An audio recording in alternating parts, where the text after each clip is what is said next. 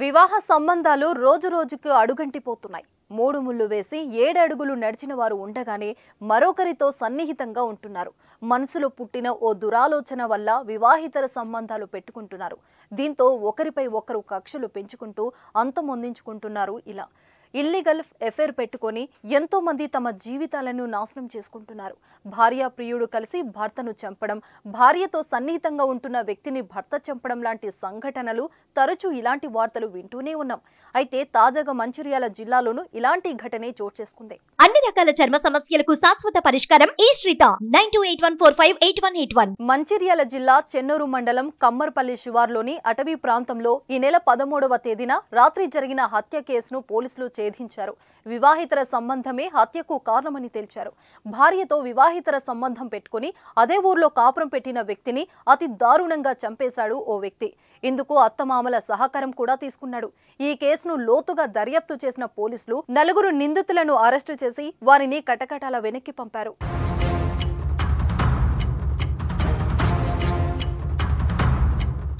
అసలు జరిగిన విషయం ఏమిటంటే, మంచిర్యాల జిల్లా పొన్నారం గ్రామానికి చెందిన శేఖర్, పద్మలకు కొన్నేళ్ల క్రితం వీరికి వివాహమైంది.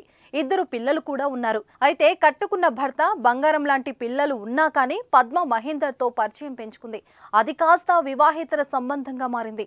5 ఏళ్లుగా వీరి మధ్య ఇల్లీగల్ ఎఫైర్ కొనసాగుతుంది. ఈ విషయం కుటుంబ సభ్యులకు తెలియడంతో 4 నెలల కింద ఇద్దరు ఊరి నుంచి పారిపోయారు. కుటుంబ సభ్యులు ఫిర్యాదు చేయడంతో చెన్నూరు పోలీసులు మిస్సింగ్ కేసు చేశారు. పోలీసులు ఆమెను పట్టుకోగా తన ఇష్ట ప్రకారమే వెళ్లిపోయానని చెప్పింది పద్మ. ఆ తర్వాత కొన్ని రోజులకు పద్మ మహేందర్ తిరిగి వచ్చారు. పొన్నారం గ్రామంలోనే ఒకే ఇంట్లో ఉంటూ వచ్చారు.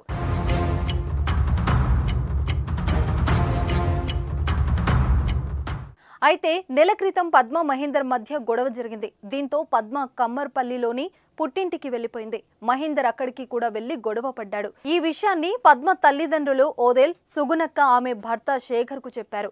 మహేందర్ అడ్డు తొలగించాలని కోరారు. అందరూ కలిసి మహేందర్ హత్యకు ప్లాన్ చేశారని పోలీసుల విచారణలో తేలింది.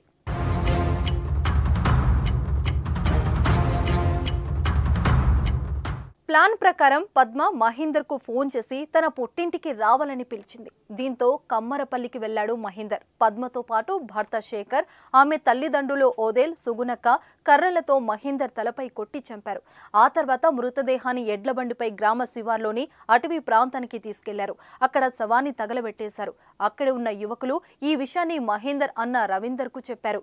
రవీందర్ పోలీసులు ఫిర్యాదు చేయడంతో పోలీసులు వెంటనే రంగంలోకి దిగారు.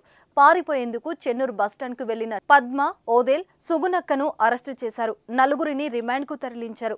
ఓ తప్పు 2 కుటుంబాలతో పాటు ఒకరి మృతికి కారణమైంది. అంతేకాకుండా తల్లిదండ్రులు చేసిన తప్పు వల్ల పిల్లలు అనాథలయ్యారు.